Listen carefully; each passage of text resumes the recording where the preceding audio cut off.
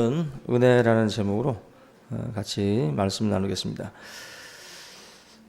다른 공하고 다르게 우리가 그 골프공을 보면은 그 홈이 이렇게 패여 있습니다. 한 400에서 500개 정도의 홈이 있는데 이 작은 홈을 가지고 이제 딤풀이라고 하는데 이 보조개처럼 이제 움푹 들어갔다고 해서 이제 그런 단어를 쓰고 있습니다.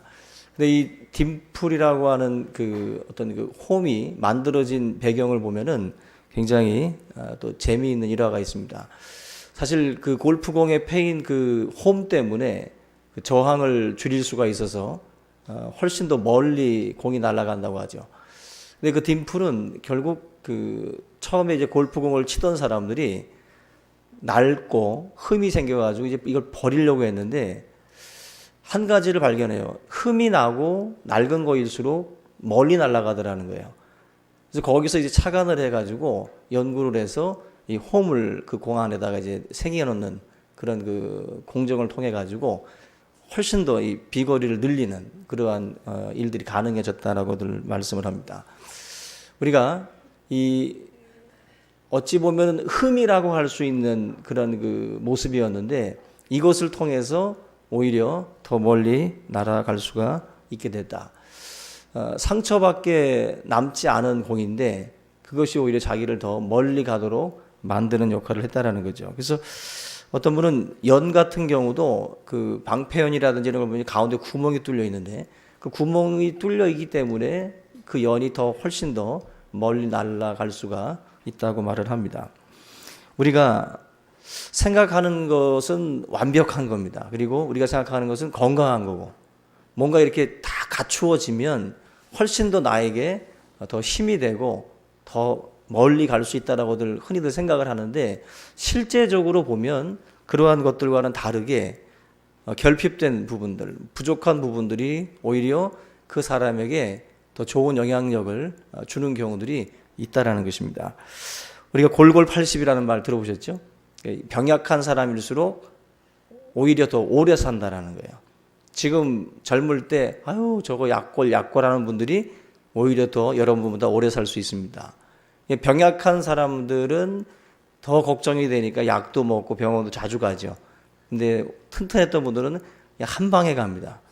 그게 그 약한 것이 오히려 그 사람을 더 이제 보호하게 만드는 그러한 경우도 있어요. 저도 골골하는데 오래 살 것 같습니다. 여러분들도 약하다고 해서 결코 그것이 여러분들의 어떤 그 삶에 꼭 마이너스는 아니다.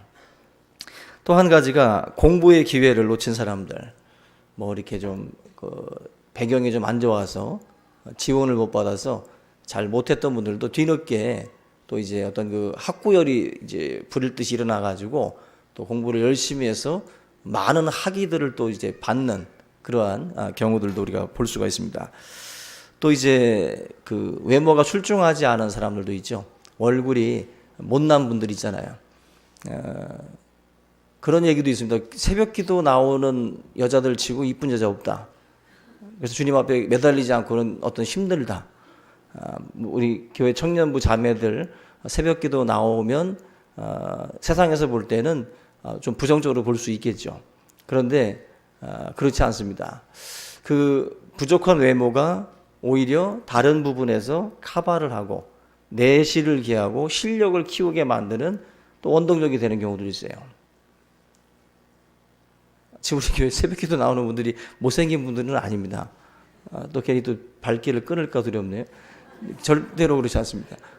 우리 어떤 그 약한 부분들이 결코 그것이 여러분들의 인생에 무조건 다 안 좋은 것으로, 그래서 그것 때문에 너무 좌절하지 말라는 거죠.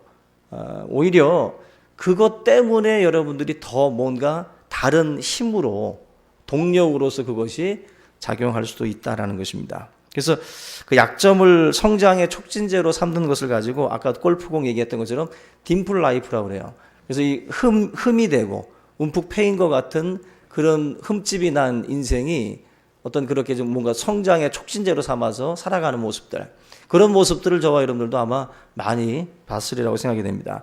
그 일본의 그 마쓰시다 전기, 그 우리 지금 현재 파나소닉이라든지 내셔널 이 기업의 창업주로 알려져 있는 마쓰시다 고노스케라는 분이 있습니다.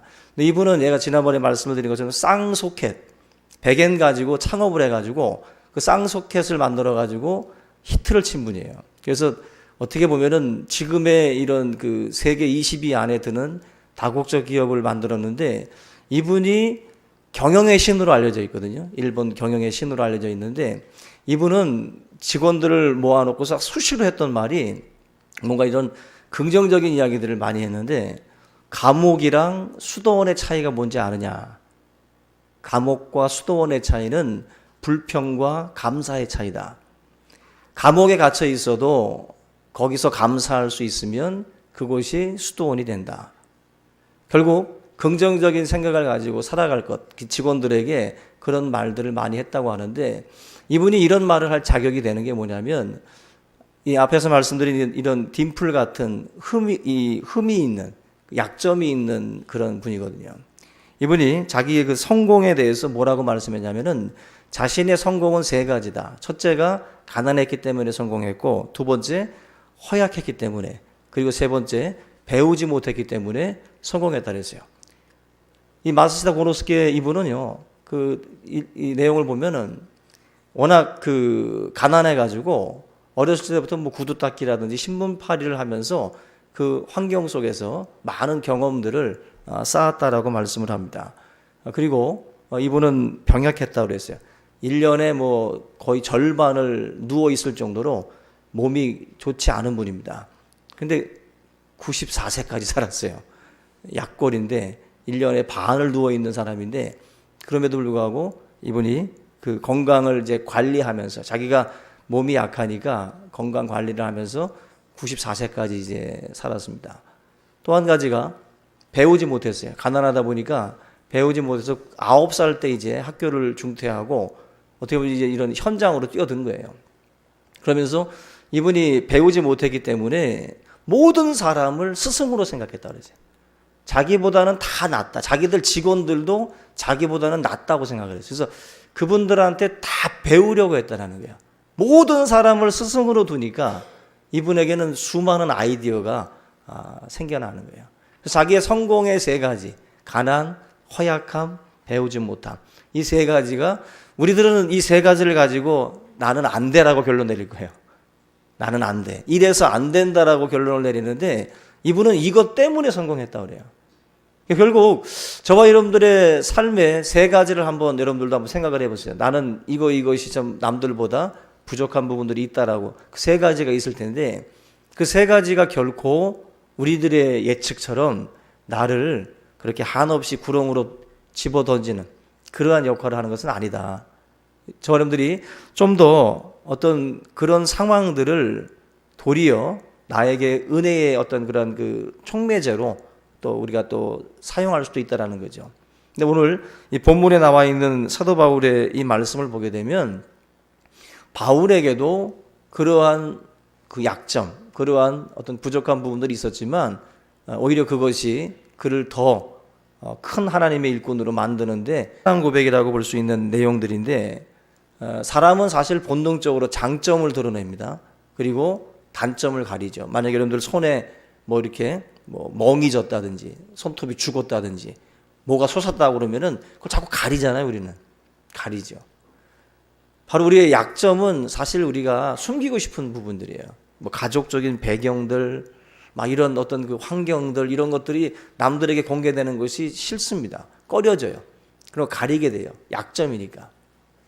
바로 사도 바울에게도 그런 약점들이 있습니다. 근데 그러한 약점들이 주님이 자신에게 주신 복이었고 그것이 오히려 은혜였다라고 신앙 고백을 하고 있습니다. 바울이 자랑을 했던 약점이 뭔가? 우리 고린도후서 11장에 여러분들이 보시면은 22절에서 29절에 바울의 어떤 그런 그 나름대로의 또 장점도 있어요. 바울은 그 히브리인 중에 히브리인이고 뭐 가말리엘 문화생이었기도 하고 아브라함의 후손이기도 하고 로마 시민권도 있었고 많이 배운 사람이에요. 장점이 많은 사람입니다. 장점이 많은 사람인데 하지만 이런 장점 뒤에 부득불 이 사람이 그걸 드러내지 않고 자기의 어떤 약한 부분들을 지금 자랑하고 있는데 사역 초기에 자기가 겪었던 어떤 그 허물이 있어요. 근데 그런 그 광주리에 매달려 가지고 도망을 쳤던 사건들이라든지 뭐 이런 그 부분들, 내가 그리스도와 함께 죽고 그리스도와 함께 살겠다라고 이야기했던 바울하고는 어울리지 않게 뭐 이렇게 좀 그 도주했던 그런 내용들도 있습니다. 이런 것들도 바울이 그냥 다 드러내요. 한마디로 우리가 생각하는 위인전기들 속에 뭐 이렇게 멋진 글들만 담겨 있는 게 아니라 자기의 부족한 부분들도 드러내고 있다라는 거죠. 특별히 자기 육체에 또 치명적인 약점이 하나 있는데 오늘 우리가 살펴볼 내용입니다. 바로 이 가시인데 바울이 이제 자기 육체에 가시가 있다라고 표현을 했어요. 뭐 안질, 간질 뭐 이런 얘기도 있는데 어디까지나 이제 추측이고요. 어쨌거나 이 가시가 어떤 역할을 했냐면은 육체적으로 굉장히 치명적이었다는 거예요. 이 가시라는 단어가 스콜롭스라는 단어인데 이게 그 말뚝이라든지 또 뾰족한 창이라는 뜻이 있어요. 그러니까 우리가 작은 가시가 박혀도 아픈데 사도 바울이 생각하는 가시의 크기가 말뚝과도 같고 뾰족한 창과도 같다는 거예요. 이게 얼마나 바울을 힘들게 했는지는 우리가 이 단어를 통해서도 알 수가 있어요. 그만큼 바울은 이걸 좀 뽑아버리고 싶은 거예요. 이걸 좀 빼고 싶은, 그 정도로 바울을 굉장히 힘겹게 만들었다라는 거예요. 근데 바울이 이 치명적이고 이 고통스러운 것이 큰 기쁨이고 자랑이다, 그렇게 말씀을 하고 있어요. 9절 말씀 보시면 나에게 이르시기를 내 은혜가 네게 족하도다. 이는 내 능력이 약한 데서 온전하여 짐이라 하시니라. 그러므로 도리어 크게 기뻐함으로 나의 여러 약한 것들에 대하여 자랑하리니. 이걸 지금 이제 바울이 기뻐하고 이제 자랑한다라고 말을 해요. 뽑아버리고 싶었던 건데 정말 그것은 이제 좀 빼고 싶은 건데 이걸 이제 자랑하겠다라고 말씀을 해요. 오히려 이 고통을 즐기는 사람들이 있잖아요. 어떤 바울을 우리가 그렇게 생각하면 안 되고, 바울이 지금 이 가시를 이렇게 해석할 수 있었던 것은 가시가 주는 은혜를 알기 때문에 그래요. 가시가 있는 건 힘든 일이지만 이 가시 때문에 마치 그 딤플처럼 그 홈이 하는 역할이 있는 것처럼 이 바울에게 있는 이 육체의 가시도 자기에게 주는 은혜가 있다는 거예요. 그래서 이거를 빼버리고 싶지만, 빼버리기를 간절히 원했지만 이것이 주는 은혜를 알고 나서는 이걸 이제 수용하고 그걸 끌어안고 갈 수 있는 힘이 생겼다라는 거예요. 그것이 지금 우리 바울이 지금 고백하고 있는 부분들입니다. 여러분들 그 박힌 말뚝을 우리가 뽑아내면 굉장히 좋죠. 그리고 시원할 수 있습니다. 근데 의외로 그 말뚝이 박혀 있어야 되고 그 가시가 꽂혀 있어야만이 우리에게 유익할 수 있는 부분들이 있어요. 오늘 이 사도 바울이 이야기하고 있는 부분들이 그건데, 사람들마다 또 가정들마다 들여다보면 다 행복해 보이지만 여러분들 다 들여다보시면요 가시가 있어요. 집집마다 말뚝 하나씩은 다 박혀 있어요. 그래서 그걸 이 집에서 이 말뚝 뽑아버리고 싶어 하시고 저 집에서는 이것 때문에 또 괴로워하시고, 집집마다 다 달라요 가시가. 이 집은 전혀 생각지도 못했던 가시, 그런 가시들이 집집마다 다 박혀 있다라는 거예요. 그래서 우리들 생각에는 다들 나와서 기도할 때 뭔 기도하고 있냐면 그 가시 빼달라고 기도하고 있어요. 그잖아요. 다 그 가시, 그것 때문에 하나님 너무 힘듭니다. 너무 힘들고 너무 괴롭다고 그 가시 뽑아달라고 기도해요. 이거는 신앙생활 잘하면 없고 신앙생활 못하면 있고 이게 아니에요. 제 경험도 그렇고 제가 이 신앙생활을 하고 목회생활 하면서도 봐도 신앙생활을 잘하셔 지금. 그래도 말뚝이 있어요. 신앙생활을 못하셔. 더 있어 거긴. 일단 있고 더 있고지 없는 집은 없어요. 그러니까 결국 모든 인생에게는 다 말뚝 하나씩이 분명히 있어요. 그게 바로 어찌 보면 이제 모든 사람이 죄인이다라고 하는 말과도 통한다고 봅니다.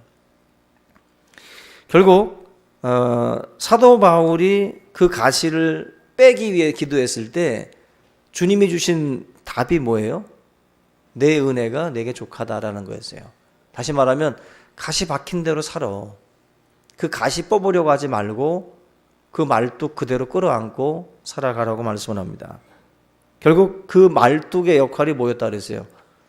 오늘 말씀 보게 되면 실절에 여러 계시를 받은 것이 지극히 크므로 너무 자만하지 않게 하시려고 내 육체에 가시 곧 사탄의 사자를 주셨으니 이는 나를 쳐서 너무 자만하지 않게 하려 하심이라.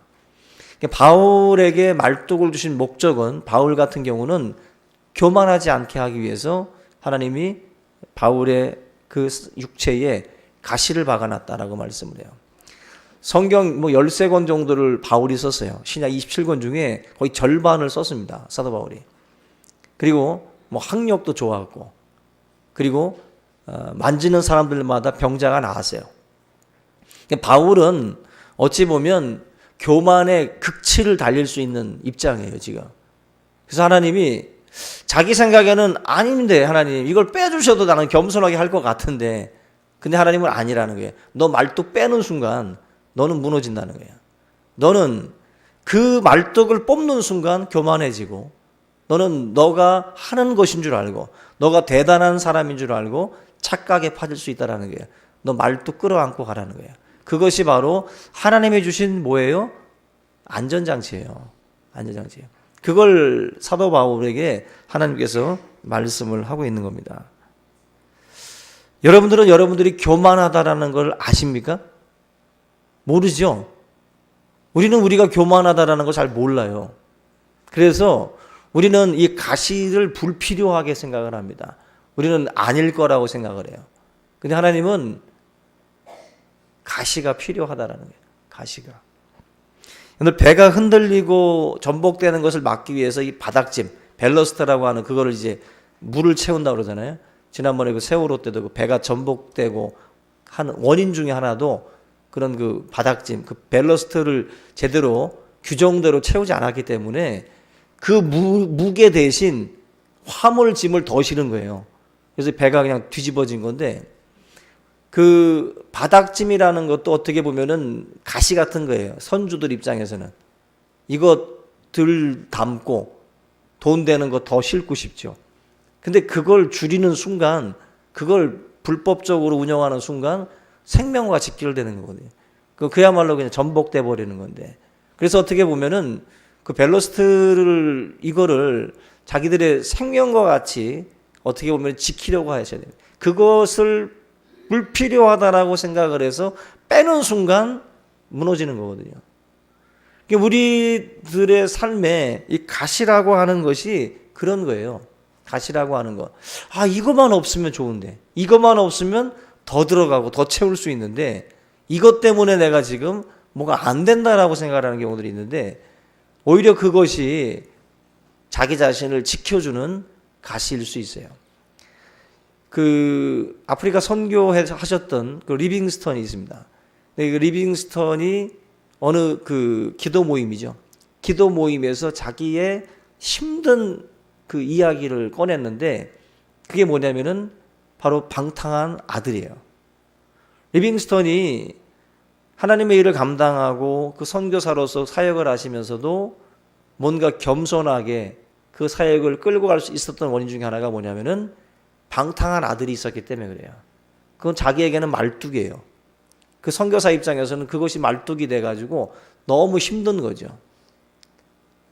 그러나 그것 때문에 리빙스턴이 더 겸손할 수 있었다라고들 말을 합니다. 하나님의 일을 하면서. 저와 여러분들의 삶에도 뭐 건강이라든지 경제적인 부분들, 자녀, 그죠? 남편, 아니면 뭐 시어머니, 며느리, 뭐 이런 여러 가시들이 있을 수 있어요. 듣는 입장에서 기분 나쁘죠. 가시라고 그러니까. 그런데 그래도 그 대상들을 가시같이 생각할 수가 있는데, 그 가시가 오히려 저와 여러분들을 지키는 그러한 역할을 할 수도 있다라는 거죠. 제가 예전에 닭 키운 거 아시죠? 예, 삐순이라고 닭을 키웠는데, 닭을 키울 때 집이 너무 더러워지는 거예요. 너무 더러워져가지고 그 계단부터 해가지고 제가 물 청소를 얼마나 거의 매일 했거든요. 호수 가지고 물감 많이 나왔을 거예요. 물 청소를 하던 계단부터 그래서 그 골목길이 얼마나 깨끗했는지 몰라. 근데 닭이 없어지고 나서는 청소를 안 해 제가. 그 계단 청소를 아예 더러워지니까 하지 덜 더러워지니까 안 하더라고. 삐순이가 뭔가 나에게 교훈을 주고 떠났어요. 예? 우리의 삶에도 뭔가 하나님 앞에 엎드리게 하고 기도하게 하는 것이 뭔지 압니까? 그 가시 때문에 더 기도하게 만들고요. 더 엎드려서 눈물 흘리게 하는 것이지 그것이 없으면 우리는 청소 안 합니다. 우리는 하나님 앞에 엎드리지 않습니다. 그게 있어야 한 번이라도 더 하나님 앞에 엎드리게 된다라는 거죠. 그래서 저는 이 사도 바울이 그 육체의 가시를 사실은 사단의 사자라고 표현을 했잖아요. 하나님이 주셨는데 그러면 하나님의 사자라고 표현을 하지 이걸 왜 사단의 사자라고 표현했을까? 그만큼 치명적이었고 그만큼 고통스러웠다는 거예요. 근데 사도 바울이 육체의 가시로 생각했던 것을 언제 이걸 기쁨으로 자랑으로 은혜로 깨닫게 되냐면은 기도하면서 깨닫게 되는 거예요. 주님 앞에 3번을 간구했다 그러는데 3번이라는 것도 꼭 숫자적으로 볼 필요가 없습니다. 완전수라고 해서 이 3이라는 숫자도 어찌 보면 응답이 될 때까지 기도한 거죠. 그 응답은 치료일 수도 있지만 깨달음일 수도 있는데 바울 같은 경우는 깨달음이에요. 깨달음을 통해서 이 육체의 가시가 자기의 삶에 이게 은혜구나. 이게 기쁨이고 이게 결국 나를 지키게 하는 것이구나 하는 것을 기도라는 걸 통해서 이제 알게 되는 거예요. 그래서 사실은 기도는요. 결국 낮춤이라고 하는 것이 절대 조건이에요. 낮아져야 기도합니다. 하나님 앞에 완전히 무너져야 기도가 터져요. 기도가 터져요. 바울도 결국 그 육체의 가시 때문에 하나님 앞에 완전히 무너지는 거거든요. 자기가 얼마나 무력하게 보이겠어요. 남들은 다 고치는데 지금 남들은 다 안수하면 다 낫는데 자기는 그게 안 되는 거야. 결국 이 능력이 내게 있는 게 아니구나. 하나님이 나를 통해서 역사하는 것뿐이지 내가 나를 못 고치는데 내가 능력이 있는 거예요. 결국 육체의 가시를 통해서 바울은 하나님 앞에 낮아지게 되는 거예요. 낮아지면서 엎드리기 시작을 해요. 그 엎드림을 통해서 그가 깨달은 게 뭐냐? 하나님의 은혜구나. 이것이 결국 나를 지키는 끈이었구나. 찬송가 503장 여러분들 그 가사 중에 큰 물결 일어나 나 쉬지 못하나? 큰 물결이 일어나서 쉬지 못하지만 이 풍랑 인연하여서 더 빨리 갑니다. 굉장히 그 의미 있는 가사잖아요. 뭔가 이게 하나님 앞에 저와 여러분들이 찬송하고 기도할 때에도 이 가사를 잘 생각해야 돼요. 큰 풍랑이 이를 때 이것이 나에게 꼭 나쁜 것이 아니에요. 이것으로 인해서 더 빨리 가게 되는 역사들이 있어요. 우리의 삶에 하나님께서는요, 이 가시라고 하는 것들을 다 주셔서 무릎을 꿇게 만들어요. 가시가 없으면 우리는 무릎 꿇지 않습니다. 가시 때문에 자녀 때문에 엎드리는 거고요. 가정적으로, 경제적으로 어려워질 때 또 하나님 앞에 엎드리게 돼요. 사실 우리는 그런 것들이 없으면 좋지요. 그러나 없으면 우리는 교만해집니다. 그리고 주님을 안중에도 두지 않아요. 내 힘과 내 능력으로만 문제들을 다루려고 하기 시작을 합니다. 하나님이 가시를 통해서 주님의 음성에 귀를 기울이고 또 주님을 가까이 하게 하고 기도하게 하는 겁니다. 오늘 저와 여러분들이 이 고린도후서의 말씀을 통해서 가시를 기도의 발판으로 꼭 삼으시기 바랍니다. 그 가시를 원망하지 말고 불평하지 말고 하나님 앞에 더 가까이 나아가는 매개로 삼아서 정말 하나님의 큰 그러한 그 어떤 계획, 하나님의 그 목적, 뜻을 아는 그러한 시간들이 될 수 있기를 주님의 이름으로 축원합니다. 우리 이 시간 오늘 말씀을 함께 붙들고 같이 통성으로 기도하겠습니다.